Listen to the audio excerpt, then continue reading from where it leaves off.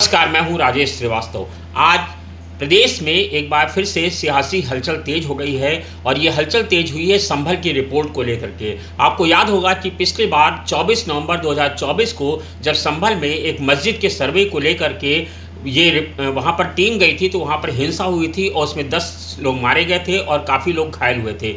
उसको लेकर के जब बवाल बढ़ा था तो मुख्यमंत्री योगी आदित्यनाथ ने एक कमेटी बनाई थी, एक आयोग बनाया था, न्यायिक आयोग का गठन किया गया था, जिसमें कहा गया था कि ये सारे लोग जो है इसकी जांच करके इसकी रिपोर्ट को सौंपेंगे। इस जो आयोग बनाया गया था उसमें हाईकोर्ट के retired justice Devendra Kumar Arora, retired IAS Amit Mohan और रिटायर्ड आईपीएस अरविंद कुमार जैन शामिल थे।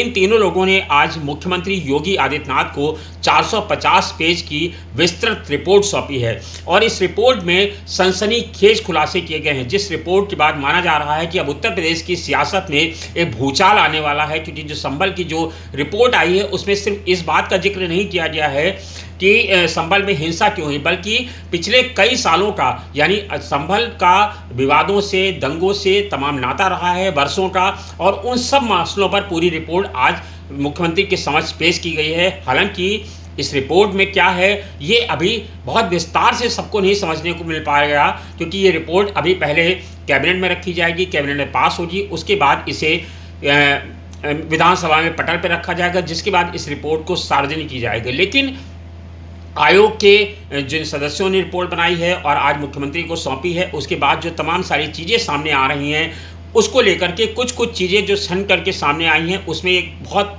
सनसनीखेज खुलासे किए गए हैं। उसमें कहा गया है कि इस संभल हिंसा जो हुई थी उसमें जो हादसा हुआ था उसमें तमाम सारे लोग दोषी हैं, और उसमें कहा गया कि अब तक करीब 15 दंगे हुए हैं, जिसमें जबरन धर्मांतरण के मामले भी हैं। सूबे में कहा गया है इस रिपोर्ट में कि हरिहरन मंदिर का जो ऐतिहासिक अस्तित्व मिलने का जो साक्ष्य मिला है उसका भी इसमें जिक्र किया गया है। यह भी कहा गया है कि संभल में अब तक 15 दंगे हो चुके हैं। 1978 के बाद से जो सबसे बड़ा खुलासा ये किया गया कि 1978 में जो दंगा हुआ था समाजवादी पार्टी के समय में, उसको लेकर के कांग्रेस की सरकार थी, तब जो बहुत ज़्यादा चर्चा चल रही थी कि उस समय क्या हुआ था। उसको लेकर के तमाम शोध भी हो चुके हैं, तमाम सारी रिपोर्टें विस्तृत पेश हो चुकी हैं। लेकिन आज जो दिखाया गया है इस रिपोर्ट में 450 पन्नों की, उसमें कहा गया है कि 1978 के बाद जो दंगे हुए उसके बाद से हिंदुओं का वहाँ से लगातार पलायन होता जा रहा है, और पलायन के चलते हिंदुओं की संख्या वहां पर से लगातार घटती जा रही है। आयोग ने करीब 200 से अधिक लोगों के बयान इसमें दर्ज किए हैं। इसमें से वो लोग भी शामिल हैं जो 1978 के समय इस दंगे में इस क्षेत्र में रहते थे और उन्होंने इन हालातों को बदलते हुए देखा है। लोगों ने आयोग को बताया कि पहले संभल में शिव मंदिर हुआ करता था, वो लोग सोमवार को वहाँ पर बाकायदा जाकर शिव पूजन करते थे, सावन के महीने में पूजा होती थी, लेकिन वहाँ अब मस्जिद बना दी गई और उसी मंदिर में एक हिंदुओं का कुआं होता था, जहाँ से हिंदू अपने धार्मिक तीज त्यौहार पर कार्यक्रम करते थे। उस कुएं को ही बंद करके दरअसल ये मुसलमानों ने चबूतरा बना दिया था और उसके बाद इसे मस्जिद का स्वरूप दे दिया गया था।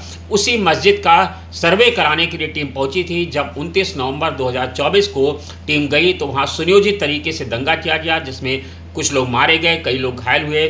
जो रिपोर्ट जो है सौंपी गई है उसमें आपको बताया गया है कि इसमें संभल के हालात बहुत गंभीर हैं। सही स्थिति को बताया गया है कि वहाँ पर ये कहा गया है कि रिपोर्ट ने जो अपनी रिपोर्ट सौंपी है उसमें एक आग्रह किया गया है कि संभल में सेना की तैनाती करनी चाहिए, प्रशासनिक अमला बढ़ाया जाना चाहिए, कि वहाँ पर धर्मांतरण लगातार बढ़ रहा है और हिंदुओं को अपनी सुरक्षा का एहसास नहीं हो पा रहा है। जब वहाँ सेना लगेगी तब वहाँ पर हिंदुओं की संख्या बढ़ेगी और हिंदुओं को विश्वास होगा कि प्रशासन उनके साथ है। 1947 में देश की आज़ादी के समय जो इस रिपोर्ट में कहा गया है उसमें कहा गया कि संभल में 45% हिंदुओं की आबादी थी, जो आज घट करके सिर्फ 15% रह गई है। यानी ये बड़ा खुलासा है कि हिंदुओं की आबादी संभल में 45% से घट करके 15% हो गई है। अगर यही आंकड़ा जारी रहा तो आगे आने वाले समय में संभल में हिंदुओं का रहना मुश्किल हो जाएगा और ये हिंदुओं की आबादी और कम होगी। यहाँ से मुख्यालय, रिपोर्ट में ये भी कहा गया है कि यहाँ से मुख्यालय करीब 25 किलोमीटर दूर है, जहाँ से फोर्स को आने जाने में समय लगता है, जिसके चलते यहाँ पर जो दंगाई हैं वो यहाँ पर चीज़ों को बढ़ा सकते हैं, दंगे को बढ़ाते हैं, और जब तक फोर्स आती है तब तक वो अपने चीज़ों को साकार करके बढ़ जाते हैं। इसी के चलते संभल बार बार दंगों में झोंका जाता है। जब ये रिपोर्ट आ गई है तब अब समाजवादी पार्टी और सत्तारूढ़ भारतीय जनता पार्टी के बीच में विवाद बढ़ना तय है।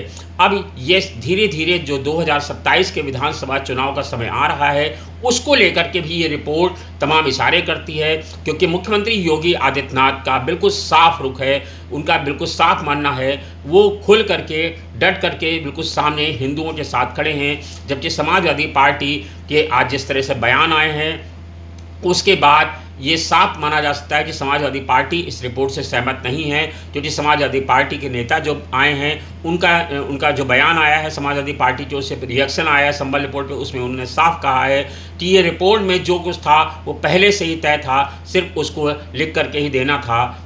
और जबकि भारतीय जनता पार्टी ने कहा है कि यहाँ पर लगातार हिंदुओं का संख्या घटाने का काम किया जा रहा है और हिंदुओं को हटाने का काम संबल में किया गया है, और ये आज से नहीं 1978 से लगातार जारी है। हमारी सरकार आने के बाद यहाँ पर हिंदुओं में थोड़ा सा आश्वासन बढ़ा है और अब हिंदू थोड़ा सा अपने आप को सुरक्षित महसूस कर रहे हैं। ये रिपोर्ट में आपको साफ बता दें कि सपा सांसद जो बर्क हैं उनकी मुश्किलें बढ़ सकती हैं। रिपोर्ट में कहा गया है कि साजिशकर्ताओं को ये पता था कि वहाँ सर्वे होना है, प्रशासन ने संभल जामा मस्जिद को इसकी प्रबंधन को इसकी जानकारी दी थी, उसके बावजूद सर्वे की बात लीक हुई और यहीं से भीड़ जुटनी शुरू हो गई। रिपोर्ट के बाद सांसद बर्क की मुश्किलें बढ़ना बिल्कुल तय है। इसमें सामने आया है कि बर्क ने तुर्की को भारत का असली मालिक और दूसरों को नौकर और गुलाम बताया था। तो अब संसद में विधानसभा के पटल पर यह संबल की रिपोर्ट रखी जाएगी, उसके पहले कैबिनेट की मंजूरी ली जाएगी। कैबिनेट जब इस पर मंजूरी देगी उसके बाद विधानसभा पटल पर रखने के बाद इसमें जो होगा उस पर कार्रवाई भी तय है। अब आप ये निश्चित मान के चलिए कि इस पर सियासी जो घमासान होना है वो तो होना ही होना है, लेकिन इसमें कई लोग कार्रवाई की जद में आएंगे। सपा सांसद बर्क हैं, विधायक हैं वहाँ पर, और वहाँ जो लोग इस दंगे के जिम्मेदार हैं उनके ऊपर भी गाज गिरनी तय है। फिलहाल आप क्या राय रखते हैं संबल हिंसा पर? अपनी राय से हमें ज़रूर वाकिफ कराइएगा। धन्यवाद।